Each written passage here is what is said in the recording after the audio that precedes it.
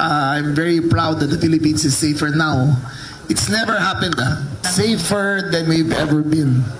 Okay, we are safer than we've ever been. And it will get better. It will get better. Wow. Tama yan kasi nga, may nagsabi sa akin before, performance is the best PR. Gawin mo lang yung tama, gawin mo yung naaayon sa batas.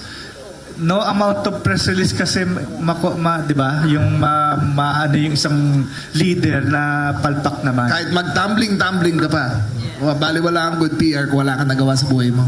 Di ba? So, hindi na magta-tumbling ako, pero gagawin ko lahat sa DILG ang pwede kong gawin para gumanda ang Pilipinas. I'm very proud that the Philippines is safer now. It's never happened.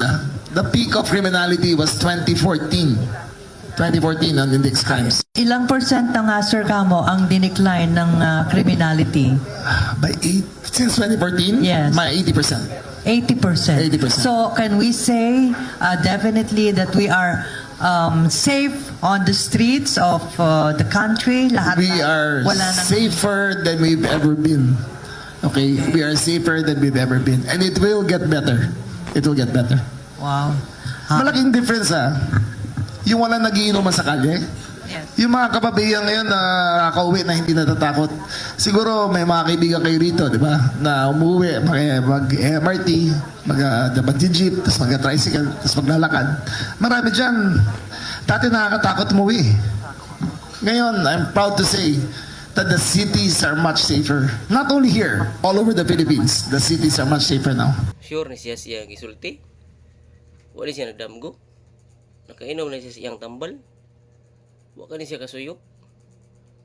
Grabe Mas gipasangilan pa niya ang previous nga administration ko no. Mas daghan ko nung krimen siya no. Laliman ka 80% ko no. Niya karon 20% na lang. Sus. Wa ka baliha. Murag bali man. Safe siguro para sa mga adik o mga criminals. Kaysa una panahon ni Duterte, kusog ang krimen, pero ang gipangpatay katong mga adik, mga tulisan, o mga kriminal, mga rapist. Karon iyang gipasabot nga list na ang krimen, safe na kuno, kay ang gipangpatay katong mga inosente. Skang, kasag bright ni Tuhana. Safe kuno kayo Murag safe para sa mga criminals. Muna iyang pasabot siguro. Pamo kakuha mga balita ron, pulos krimen, naigirape, naigitulis, naigipatay, naig mga missing, naig makitaan mga patay, gipanglabay. Safe kuno. Normal pa kani siya. Palita.